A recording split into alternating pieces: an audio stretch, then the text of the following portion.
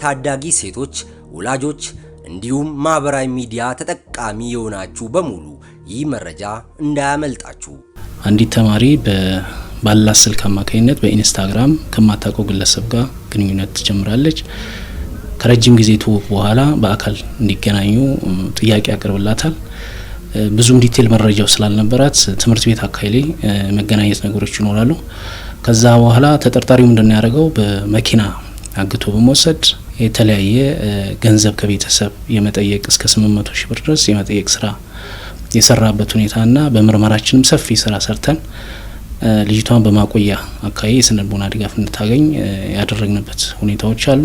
ሴቶችና ህጻናት በቅርብ ቤተሰቦቻቸው አማካኝነት የሚፈጸም ወንጀል ስለሆነ ድርጊቱ ተሸፍኖ ተደብቆ አሊያም ደግሞ በተለያዩ ማባለያዎች ወደ ህግ እንዳይመጡ የሚደረግበት ሁኔታዎችም ያለበት ሁኔታ ነው ያለው።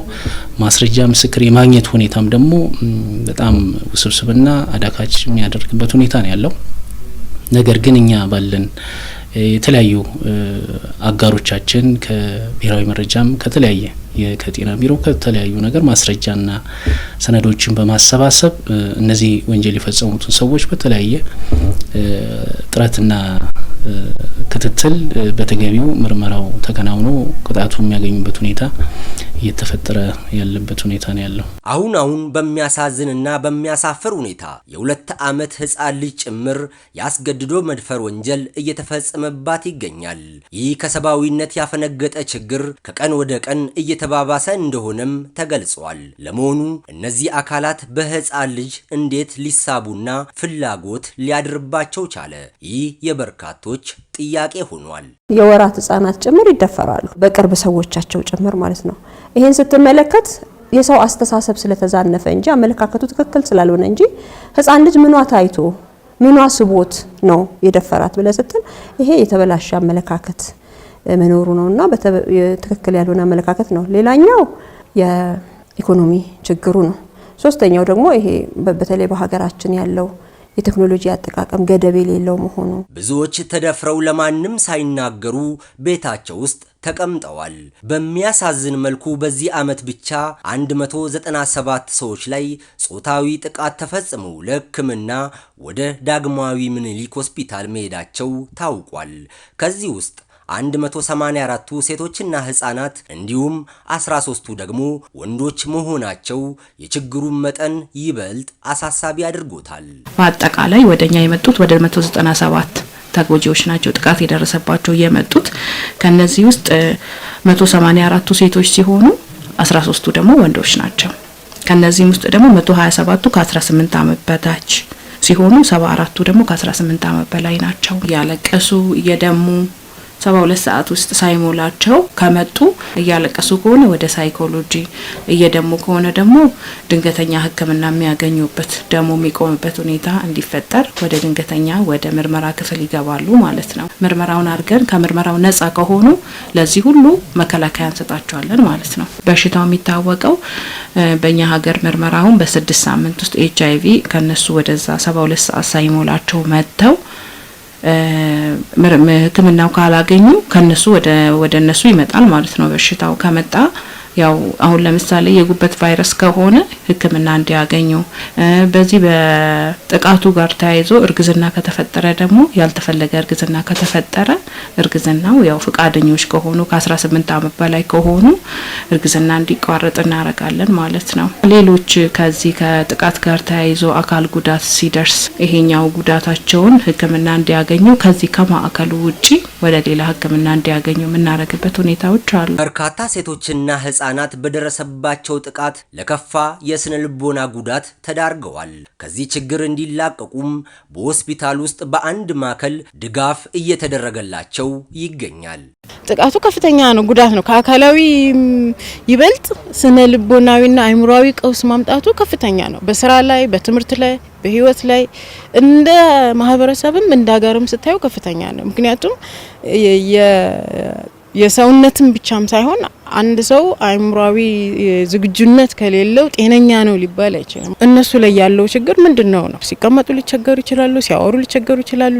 ሌላ ተጨማሪ ከስርዓተ ጾታው ውጪ ሌሎች ተጨማሪ ጥቃቶች ደርሶባቸውም እንደሆነ የምናይበት ደረጃ አለ። እነሱንም እናይላቸዋለን ማለት ነው። ከዛ እንደገና ደግሞ ሰው ሁሉ ሊጠሉም ይችላሉ፣ ላያናግሩንም ይችላሉ። ያንን ስቴፕ ግን መቅረፍ መቻል አለብን። አይምሮአዊ ላይ ምን አለ የሚለውን ደግሞ እናያለን። ለምሳሌ ያክል የፍርሃት ስሜቶች ከመጠን በላይ ሲሆኑ፣ ወደ ጭንቀት ሲወጠሩ፣ እንቅልፍ መረባበሽ፣ የምግብ ፍላጎት ማጣት፣ ሰውን አለማየት አለመፈለግ፣ ራስን መለየት ከሌሎች ሰዎች፣ ትምህርት ቤት መሄድ አለመፈለግ ወይም ስራ ላይ ከሆኑ ስራ መቅረት፣ ይሄንን ችግር ቀርፎ ለማውጣት በጣም ከፍተኛ ትግል ነው የሚገጥማቸው። ወደ አይምሮአዊ ህመም ነው የሚገለጸው። በሀገራችን በሴቶችና ህፃናት ላይ እየተፈጸመ ያለውን ጥቃት ብዙ ሰው ትኩረት የሰጠው አይመስልም። ስለዚህ ነገሩ እየተደጋገመና ከጊዜ ወደ ጊዜ እየጨመረ በመሆኑ ሁሉም ዜጋ ኃላፊነቱን ሊወጣ ይገባል። ከመንግስት ጎን፣ ከፖሊስ ጎን፣ ከጤና ባለሙያ ጎን ሆኖ ሁሉም ሰው ይሄን ካላጋለጠ ፖሊስ ብቻ ይሄን መስራት አለበት፣ ሕክምና ይሄ ብቻ ማድረግ አለበት ምንለው ነገር አይደለም ማለት ነው። ሁሉም የህብረተሰብ ክፍል ተባብሮ ይሄንን ነገር ማውገዝ አለበት ብዬ ነው ማስበው።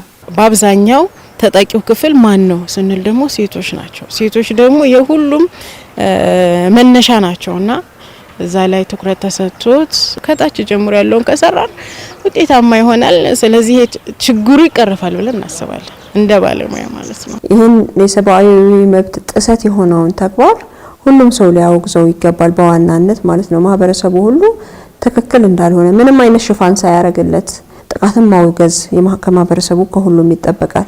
ቤተሰብ ነው ብሎ መደበቅ መሸፋፈን ጥሩ አይደለም። ለምን እሱም ቤተሰብ ነኝ ብሎ ያን ድርጊት ከመፈጸም አልተቆጠበም። ስለዚህ ሰው በስራው ስለሆነ የሚጠየቀው የተለየ ተጠያቂነት ይመጣብኛል ሳይል ሳይፈራ የህግ ከለላ ስላለ ሳይፈራ የህግ ተቋማት ላይ ሕክምናው ላይ ሄዶ ይህን ነገር መጠቆም ከጠቆሙ በኋላም ደግሞ የፖሊስ ብቻ አርጎ አለመተው።